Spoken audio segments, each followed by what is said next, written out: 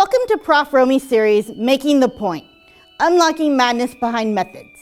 I'm ProfRomi, and here to explain to you why ecologists do things a certain way, and then help you learn these skills. Episode 2, Grammar Up, Active Voice Saves Words. In this episode, we will review tips on how to infuse active voice into your writing in ecology. However, before you go any further, complete the pre-video survey and pre-test about the active and passive voice. Afterwards, hit play and we'll be on our way.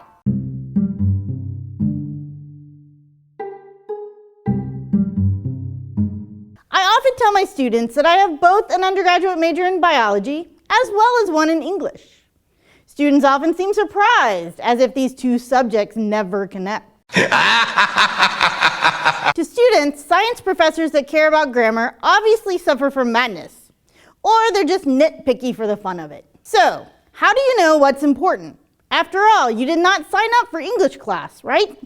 However, in my experience, the growing madness about writing style seems infectious, as more and more scientific outlets push for the successful engagement that active voice offers. For example, check out a recent article in Slate entitled "Why Scientists Need to Give Up on Passive Voice," or a note in Nature called "Speak Up," which argues that active voice helps upcoming scientists communicate more clearly, and that translates to more fruitful collaborations and grant money. And even the instructions for the submission to Science, the world's top-ranked journal, refer to active voice. So, if Science and Nature both advocate active voice, and they represent the top 2 journals in the world, then science professors should teach it, you should learn it, and I should expect it. After watching this video, I hope that you realize that method exists behind my madness, and the way in which you write matters. We first want to make sure everyone is up to speed on what active voice means, who plays the role of the subject, when to use active voice, and why science, especially ecology, needs active voice. Active voice means that the subject of the verb does the action. Let's demonstrate. Watch this upcoming video clip starring yours truly and Southwestern students. After the quick clip, hit pause and write a sentence that describes what you saw. When you have written your sentence, hit play again. Go left. One student's curiosity has led to years of research projects for Professor Romi Brooks's biology classes. Whoa, snail. Got one. Oh, got it. It's a big one. So we'll take this one back to the lab. They're called apple snails because they're about the size of an apple.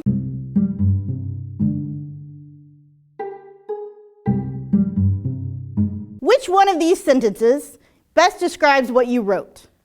Which one represents active voice? The second sentence, researchers canoed alongside riverbanks and collected snails with nets, best utilizes active voice. Note that active voice also uses 1/3 fewer words, 9 versus 15 if you count. In science, it costs money to publish. Therefore, more words equals more money. Writing in active voice saves time, money, and confusion. Keep in mind, voice differs from person, the point of view, and tense, the timing. To communicate science clearly, write in active voice, in first or third person, and in present or past tense, depending on the context. In the video example you just wrote about, I could make the sentence first person by substituting we for researchers, as I made up part of the research team.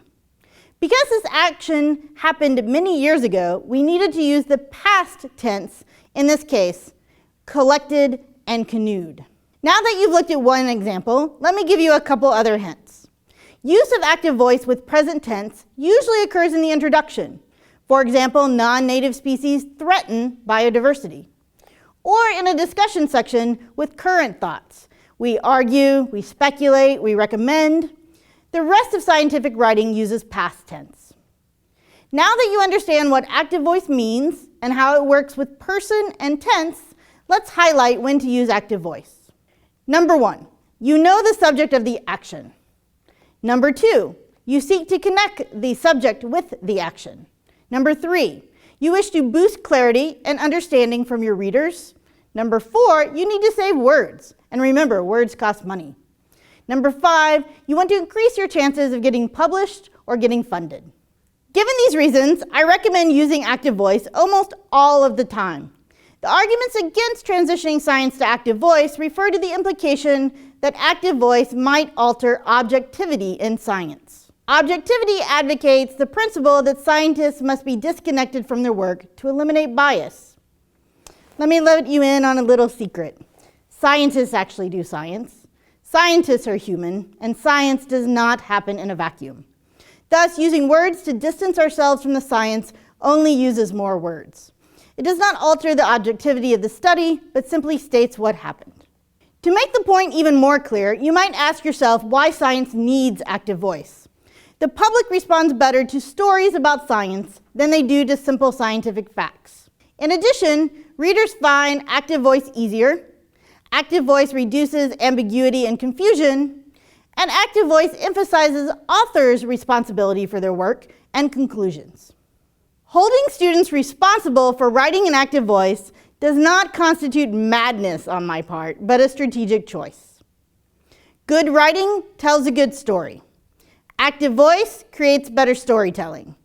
Our society needs a better understanding of science, so scientists need to step up, write an active voice, and address this need. Now for the nitty-gritty how-to part of the episode. First, learn to change passive to active voice. Step 1, find the passive voice.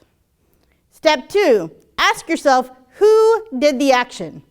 One of the people I follow on Twitter provides an easy way to ID passive voice by fictitiously asking, did zombies do the work? Step 3, make whoever or whatever did the action the subject of the sentence. Step 4, adjust the verb to allow the subject action. And step 5, add in the details. Let's look at an example. Consider the sentence, the behavioral data were analyzed with a two-way ANOVA. Step 1, find the passive voice. Where? Ask yourself who did the action, often associated by the preposition by. Remember the hint? The behavioral data were analyzed by zombies with a two-way ANOVA. That means it's passive voice. Step 3, put the doer of the action at the start of the sentence. Step 4, adjust the verb. And step 5, complete the sentence. Students, a good replacement for zombies, analyzed the behavioral data with a two-way ANOVA. Before learning how to change passive to active voice, I encourage you to go a step further and change your mindset to write an active voice first. Here are some helpful hints for starting off in active voice. Number 1, when you start with methods, convert your thinking to active voice by first writing we did this, we did that. You can always go back later to revise and switch it up, the sentences, so it doesn't sound so French, oui. Number 2, search and eliminate these words from your writing. Is, am, are, was, were, and any form of to be. Reduce reliance on the present perfect, has or have been. Number 4, word count what you have written and try to reduce it by 10 to 20%. And number 5, finally go back, read through your work, and make sure all the subjects perform the actions. Keep in mind that writing well in active voice takes practice. It seems awkward and perhaps arbitrary at first, but I know that you can get the hang of it. To help, I've compiled a list of 10 verbs that I find substitute well for the dreaded 5 passive verbs, is, am, are, was, were. Those verbs include included, provided, contained, represented, showed, comprised, existed, appeared, occurred, or averaged. Congratulations, you now know how to convert passive voice to active voice. This brings us to the close of this ProfRomi episode of Making the Point, Unlocking Madness Behind Methods. Before our next class, please do the following: the post-video survey, the post-test on active and passive voice, and review your writing so far and think about revision. Remember, grammar up, active voice saves words.